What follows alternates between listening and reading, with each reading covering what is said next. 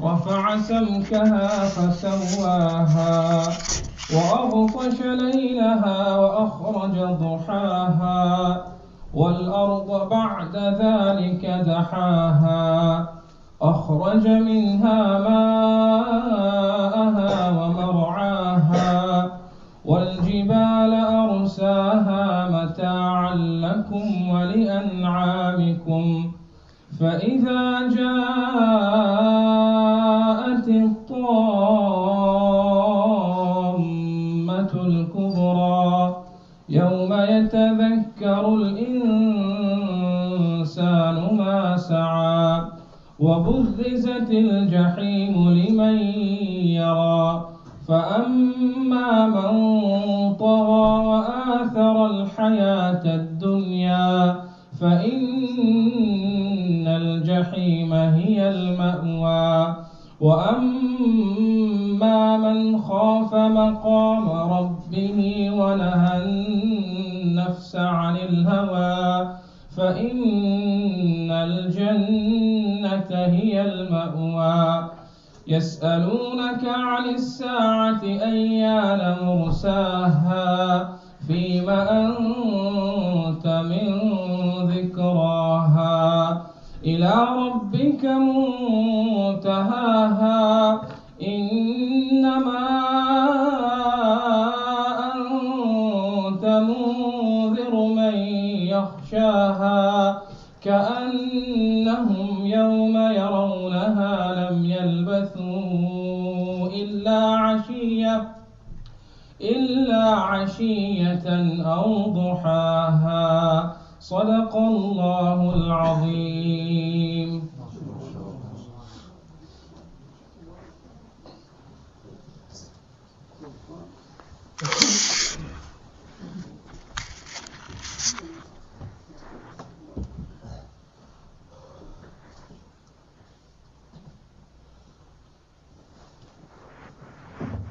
الحمد لله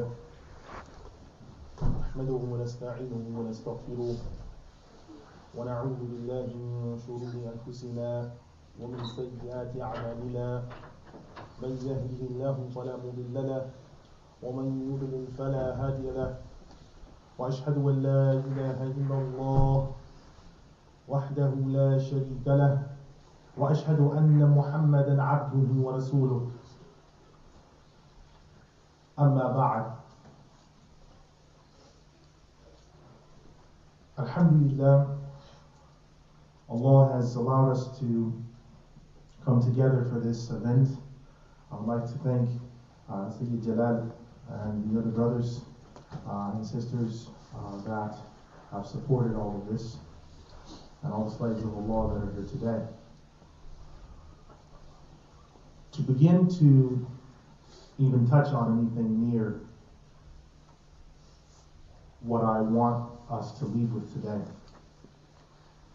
I think we need to talk about environment and circumstances, because environment has an impact on how people turn out. Environment can sometimes influence people, environment can sometimes shape people, and environments can sometimes change people. If you go back 1,400 years and you look at the best military academies, the strongest nations, the two strongest nations those years ago were the Roman Empire, which was split into two sections, the Byzantium and the Western Roman Empire. And then the other great superpower were the Persians. Sandwiched between those two was Jazirat al-Arab, or the Arabian Peninsula. And it was there, in the city of Mecca, a trading point for frankincense and myrrh, that there were a number of tribes who were either allied to the superpowers or who wanted strength or glory or power for themselves to later become like the superpowers. But what I'm going to be talking with you about today is someone who has had an impact on history. All of the history that you may read in Time Life books or war magazines or journals, this individual is a part of it, whether he's mentioned or he's not. Let us look at him then. Within the different tribes of Arabia, there were the leading tribes in Mecca. One of the leading tribes in Mecca was the Banu Makhzum. The Banu Makhzum were a tribe that specialized in warfare.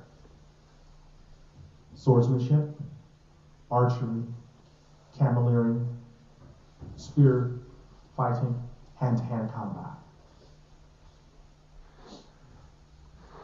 The leader of this group of the Banu Makhzum was a man by the name of Al-Waleed ibn al-Mughira.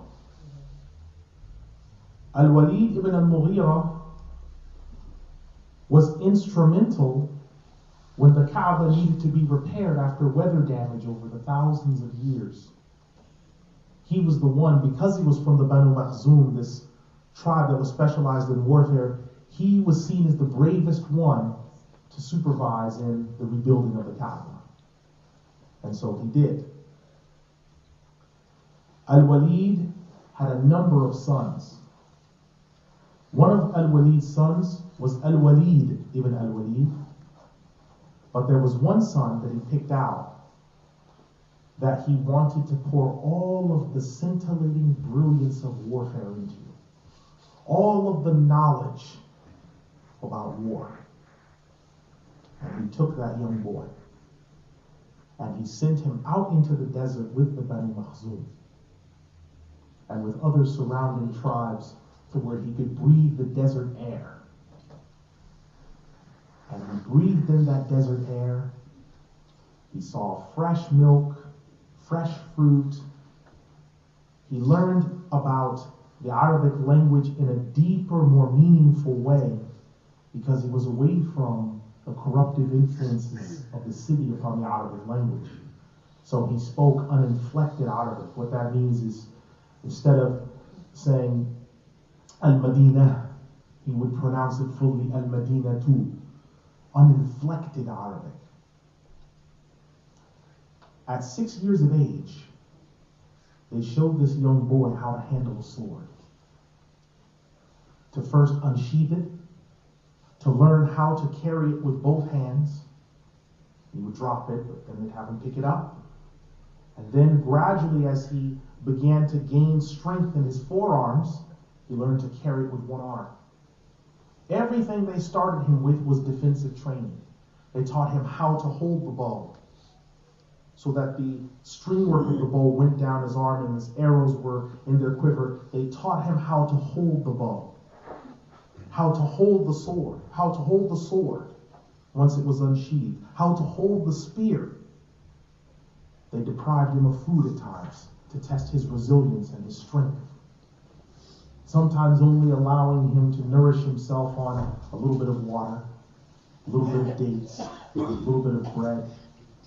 Then finally, when all of his defensive training was complete, they taught him how to ride a horse.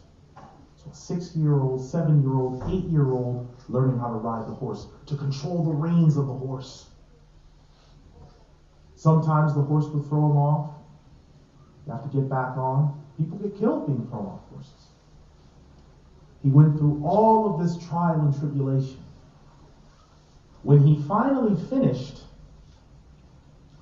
now they began to teach him how to fight offensively. First he learned defense, how to ride the horse, how to make it canter, how to make it gallop, how to make it trot, all these other things. And then finally they decided, now he's ready to learn offensive combat.